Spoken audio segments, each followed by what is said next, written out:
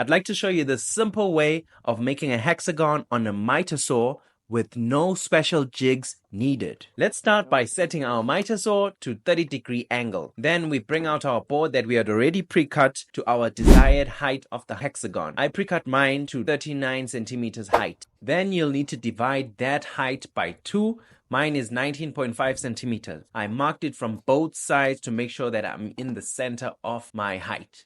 We need to make sure that the cut will start at that center mark that we marked.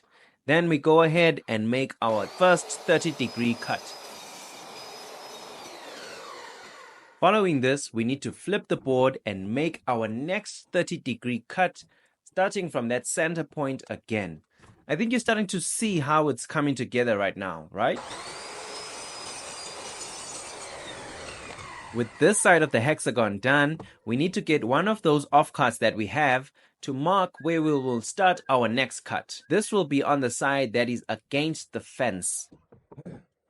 Our blade will need to start at the mark near the fence. Then we go ahead and finish up the rest of the cut. One last cut to go before we have a hexagon. Let's just flip the board around. Using that same offcut that we used for marking earlier, we will mark where we'll need to start our next cut. Then we make that cut starting from that mark. Then we are done.